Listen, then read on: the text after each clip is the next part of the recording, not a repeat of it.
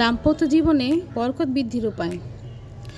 আপনি ধরে নেবেন না যে আপনার স্বামী আপনার মনের কথা অক্ষরে অক্ষরে বুঝতে পারা উচিত। সাধারণত মেয়েদের সাইকোলজি এমন হয় যে তারা ছোট ছোট ডিটেলসগুলো পর্যবেক্ষণ করে ভালো, কিন্তু ছেলেরা এত ছোট ছোট বিষয় খেয়াল করে স্ত্রী মনের ভেতর কী চলছে সেগুলো সবসময় বুঝে বুঝে রেসপন্স করবে। সাধারণত এটা তাদের সৃষ্টিগত বৈশিষ্ট্য কিন্তু নয়। যেমন একটা বোনের গল্পের উদাহরণ দেই। তারা হাজব্যান্ড ওয়াইফ একসাথে মার্কেটে গিয়েছে। তো হঠাৎ আপুর চোখ গেল এক গোলাপ বিক্রেতার হাতের দিকে।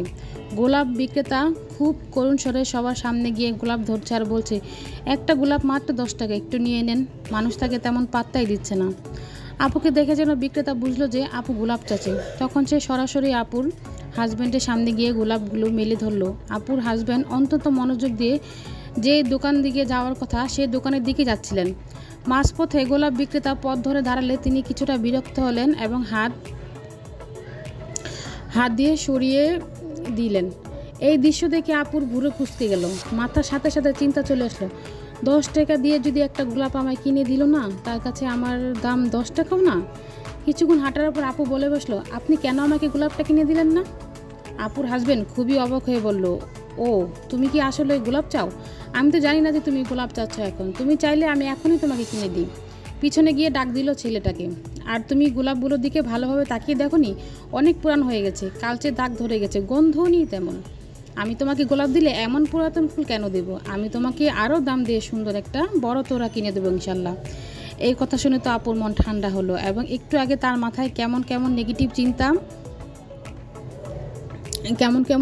চিন্তা আসছিল, সে যে মনে মনে কষ্ট পাচ্ছিল। নিজের মনের ভুল ধারণা যে হাজব্যান্ড আমাকে একটা ফুল পর্যন্ত নিয়ে যেতে চায় না, এই চিন্তা করার জন্যই সে কষ্ট পাচ্ছিল। এখানে তার হাজব্যান্ডের মাথায় এমন কোনো চিন্তা কখনোই ছিল না, বরং সে তার স্ত্রীকে আরও ভালো কিছু দিতে চায়। এবং ছোট ছোট বিষয় খেয়াল করার মতো সময়, এনার্জি, মোটিভেশন ছেলেদের কিন্তু একটু কমই থাকে। কারণ স্বভাবগতভাবেই একজন দায়িত্বশীল স্বামী আরও অনেক বড় বড় ক্রাইসিস দেখতে হয়। সংসারে তাকে হাল ধরতে হয়, অর্থনৈতিক বিষয়গুলো দেখতে হয়। তাই এক একটা সময় এমন না যে তার দুষ্টুটি আপনার ধরা উচিত। তারা তার ওয়াইফের চেহারা দেখে তার মনের কথা পড়তে পারছে না, মাঝে মাঝে তাদের ভেঙে বলাই আমাদের তো কোনো দোষ নেই। তা এই ক্ষেত্রে সবাই যদি একটু সহানুভূতিশীল হয় এবং বুঝতে চেষ্টা করে, আমার চেহারা দেখে হাজব্যান্ড সব বুঝে ফেলবে, এভাবে তাদের সৃষ্টি করা হয়নি। মাইন্ড রিডিং করতে না পারলেও সে আমাকে ভালোবাসে, তাই মনে রাগ পুষে না রেখে আমাদের বরং খোলাখুলি কমিউনিকেশন করা উচিত। খোলাখুলি আলাপ করলে কিন্তু অনেক ভুল বোঝাবুঝি দূর হয়ে যায় ইনশাল্লাহ। তাই দাম্পত্য জীবনকে সুস্থ ও বরকতপূর্ণ রাখতে আরও কিছু গুরুত্বপূর্ণ টিপস এখন আপনাদের সাথে আমি শেয়ার করব। 1 নম্বর টিপস হচ্ছে, কখনো অযাচিত ধারণা করবেন না যে আপনার হাজব্যান্ডের উচিত ছিল আপনার মনের কথা পড়ে ফেলা। 2, এরকম ভাববেন না যে একজন দায়িত্বশীল পুরুষ ইচ্ছা করে আপনাকে কষ্ট দিতে যাচ্ছে। 3, কুরআনে আল্লাহ বলেছেন, অতি ধারণা কিছু কিছু ক্ষেত্রে পাপ, সূরা হুজরাত। সেজন্য ওভার থিঙ্কিং থেকে বিরত থেকে খোলাখুলি স্বামীর সাথে আলোচনা করুন, ভুল বোঝাবুঝিগুলো ক্লিয়ার করে নিন। 4, কথা রাগ চাপিয়ে না রেখে খোলাখুলি ভদ্র ভাষায় মাথা ঠান্ডা রেখে আলোচনা করার অভ্যেস করুন, আলাপ করার অভ্যেস করুন। 5, প্রত্যেক যার যার জায়গা থেকে নিজের সীমাবদ্ধ বোঝানোর চেষ্টা করুন। আল্লাহর কাছে দাম্পত্য জীবনে বরকত বৃদ্ধির জন্য সব কথা রাগ চাপিয়ে না রেখে খোলাখুলি ভদ্র ভাষায় ঠান্ডা মাথা রেখে আলোচনা করার অভ্যাস করুন। 5, প্রত্যেকে যার যার জায়গা থেকে নিজের সীমাবদ্ধতা বোঝার চেষ্টা করুন এবং আল্লাহর কাছে দাম্পত্য জীবনে বরকত বৃদ্ধির জন্য সব সময় দোয়া করুন। 6, এই প্রত্যেকটা পদক্ষেপ আল্লাহর খুশির জন্য নেবেন, এমন নিয়ত শক্ত রাখুন অন্তরে। তা না হলে এগুলো করতে মেন্টালিটি আপনার ক্লান্ত লাগবে। আপনার বিয়ের পরিচর্যা করা আপনার ইবাদতের কিন্তু একটা অংশ। তো কথাগুলো কেমন লাগলো জানি না আপনাদের কাছে। কথাগুলো কিন্তু দাম্পত্য জীবনে বরকত বৃদ্ধির জন্য কিন্তু আসলে আমাদের এই সমস্ত বিষয়গুলো অবশ্যই ফলো করা উচিত। তা না করলে কিন্তু আমাদের সংসার কখনোই সুখের হবে না। এই যে দেখুন, আমার দুজনে ভালো রাখার দিকে কিন্তু খেয়াল রাখতে হবে।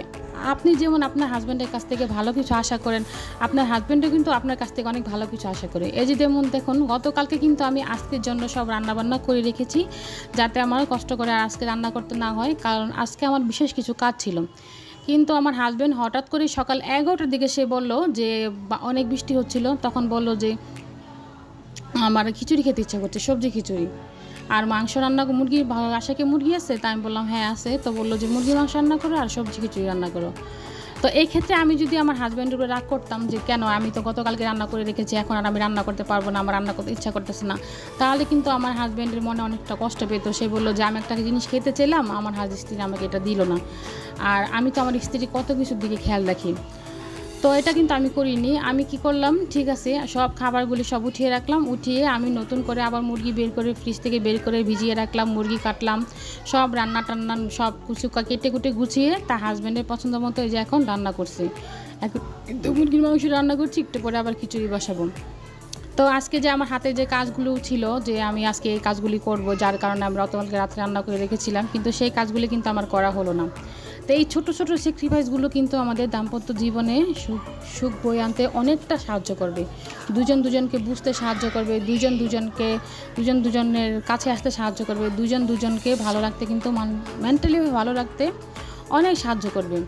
সুতরাং আমার স্বামী আমার মনের কথা বুঝতে পারলো না কেন, আমি আবার ভাবলাম যে আমার স্বামী ভাববে যে আমার স্ত্রী আমার মনের কথা কেন বুঝতে পারলো না, আমি ভাবলাম যে আমার স্বামী কেন আমার কথাটা গুরুত্ব দিল না, আমার স্বামী ভাববে যে আমার স্ত্রী কেন আমার কথাটা গুরুত্ব দিল না। এগুলো যদি আমরা ভাবতে যাই তাহলে কিন্তু সেই ক্ষেত্রে সংসারে কিন্তু দাম্পত্য জীবনে কিন্তু অশান্তি, কলহ, ঝগড়া, বিবাদ নেমে আসে। তাই একে অন্যকে বুঝতে পারে এবং তাদের ছোটো ছোটো খেয়াল রাখার মধ্যে কিন্তু দাম্পত্য জীবনের সুখ, শান্তি, বরকত নির্ভর করে। তাই আমাদের সকলেরই কিন্তু উচিত একটু স্যাক্রিফাইস করা। সংসারের নামই কিন্তু স্যাক্রিফাইস, সংসারের অপর নামই আমার কাছে সংসারের অপর নামই হচ্ছে কিন্তু স্যাক্রিফাইস, ত্যাগ, ধৈর্য। এগুলি আপনি যদি সংসার করতে এসে যদি ত্যাগ না করতে পারেন, ধৈর্য না ধরতে পারেন, তাহলে কিন্তু কখনোই আপনি সংসারে সফল হবেন না। সুতরাং সংসার করতে গেলে আপনাকে ত্যাগ, ধৈর্য তো আপনার পরিশ্রম আপনাকে দিতেই হবে।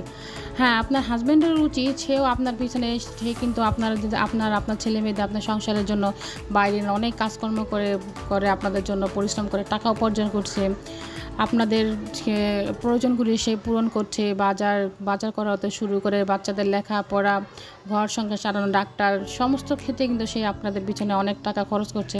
তো এই দিকে যেমন আমাদের পুরুষদের ভালো মন্দ খেয়াল রাখা আমাদের কর্তব্য, তেমনই কিন্তু আমরা যে সংসারের হাল ধরছি, আমরা নারীরা যারা রান্নাবান্না করছি, ঘর দর পয়সা করছি, বাচ্চাদের খেয়াল করে রাখছি, স্বামীর আত্মীয়স্বজন সবার দিকটা বুঝি, মানে সবার খেয়াল খবর রাখছি, এক্ষেত্রে কিন্তু হাজব্যান্ডদেরও উচিত কিন্তু আমাদের খেয়াল খুশি ছোটো ছোটো ভালো লাগাগুলিকে প্রাধান্য দেওয়া। ভালো লাগার প্রাধান্য দেওয়া বলতে যে আপনাকে একটা সোনার হার এনে দিল না কেন, আমাকে ডায়মন্ডের রিং উপহার দিল না কেন, তা কিন্তু না। অনেক সময় কিন্তু একটা গোলাপে, 10 টাকার ঝালমুড়িতে, 30 টাকার ফুচকাতেও কিন্তু অনেক সময় অনেক ভালোবাসা অনেক ছোট ছোট ভালোবাসায় পরিপূর্ণ থাকে। সুতরাং হাজবেন্ডদেরকে অনুরোধ করে বলছি, আপনারা আপনাদের স্ত্রীদেরকে ডায়মন্ডের রিং, নেকলেস, সোনার নেকলেস না দিতে পারলেও মাঝে মাঝে চেষ্টা করবেন 10 টাকার ঝালমুড়ি খাইয়ে আনতে, তাকে একটু রিক্সাটা ঘুরিয়ে নিয়ে আসতে, তাকে একটু 30 টাকার ফুচকা খাওয়াতে। এগুলি কিন্তু আপনারা করতেই পারেন, তাই না? মাঝে মাঝে তাদের এগুলি করলে কিন্তু স্ত্রীরা বুঝতে পারবে যে না, আমার স্বামীর কাছে আমার অনেকটা গুরুত্ব আছে। আর স্ত্রীরাও স্বামীর ছোটো ছোটো দিকে খেয়াল রাখবেন, বাসায় এলে তাকে টাওয়ালটা এগিয়ে দিবেন, তাকে এক গ্লাস পানি খেতে দিলেন, তার খাবারটা গরম করে দিলেন, তার সামনে দিলেন, তার সামনে গিয়ে বসলেন, তার সাথে ছোটো ছোটো দু একটা কথা জিজ্ঞেস করলেন, কি সারাদিনটা কেমন গেল, কি ভালো গেল না, তো আমাকে খুলে বলো কী হয়েছে, কী বা তোমার মন খারাপ কেন, মাথায় একটু হাত বুলিয়ে দিলেন। তাহলে দেখবেন যে আপনার স্বামীর কিন্তু আপনার প্রতি ভালোবাসা অনেকটা বেড়ে যাবে। সে বুঝবে যে না, আমার স্ত্রী আমার প্রতি অনেক কেয়ার করে। হ্যাঁ, তাই বলছি, স্বামী স্ত্রী দুজনের প্রতি খেয়াল রাখা কিন্তু সবারই কর্তব্য, দুজনেরই কর্তব্য। তা না হলে কিন্তু দাম্পত্য জীবনে কখনোই সুখ, শান্তি, বরকত আসবে না। আমাদের নবী হযরত মুহাম্মদ সাল্লাল্লাহু আলাইহি ওয়াসাল্লাম কিন্তু তার 11টা স্ত্রী ছিল, কিন্তু তিনি কিন্তু তাদের প্রত্যেক স্ত্রীকে সমানভাবে সমপরিমাণ ভালোবাসতেন। তিনি কিন্তু তার স্ত্রীদেরকে কিন্তু সোনার দানায়, গয়না, শাড়ি বাগুলিতে মুড়িয়ে রাখেননি। তিনি কিন্তু খুব সাধারণ জীবনযাপন করতেন, কিন্তু তিনিও তাদের স্ত্রীদেরকে নিয়ে মাঝে মাঝে খেলায় মেতে উঠতেন, মাঝে মাঝে স্ত্রীদেরকে নিয়ে প্রতিযোগিতা করতেন, ছোট ছোট অনেক কিছু করে কিন্তু তিনি স্ত্রীদেরকে অনেক খুশি দেওয়ার চেষ্টা করতেন। তাই আমরা পুরুষদেরকে বললো আপনারা এগুলো অবশ্যই খেয়াল রাখবেন, আর নারীদের আর আমার ভাই আমার বোনদের প্রতি বলছি আপনারাও আপনার হাজব্যান্ডের ছোটো ছোটো ভালো লাগা খেয়াল খুশির দিকে একটু খেয়াল রাখবেন, তাহলেই দেখবেন আপনাদের দাম্পত্য জীবন সুখে শান্তিতে একদম ফুলে ফলে ভরে উঠেছে। তো অনেক কথা বললাম, অনেক বকবক করলাম, এদিকে আমার রান্নাবান্নাও শেষ হয়ে গেল। এই যে আমার হাজব্যান্ডের বায়না সেদ্ধ ছিল, সে সবজি খিচুড়ি খাবে আর মুরগির মাংস দিয়ে খাবে, তো তার খাবারটা তৈরি করে নিয়েছি, এখন সবাইকে খাইয়ে দেয়, আমি খেতে বসেছি। তো আজকের ব্লগটা কেমন লাগলো অবশ্যই কমেন্ট করে জানাবেন, আর যদি আমার চ্যানেলটা আপনাদের ভালো লাগে তাহলে অবশ্যই সাবস্ক্রাইব করে পাশেটা বেল আইকনটা ক্লিক করে দিবেন। আর হচ্ছে কি, যদি ভিডিওটা আপনার কাছে ভালো লাগে তাহলে ফ্রেন্ডস অ্যান্ড ফ্যামিলির সাথে শেয়ার করতে পারেন।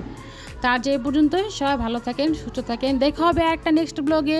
আল্লাহ হাফেজ।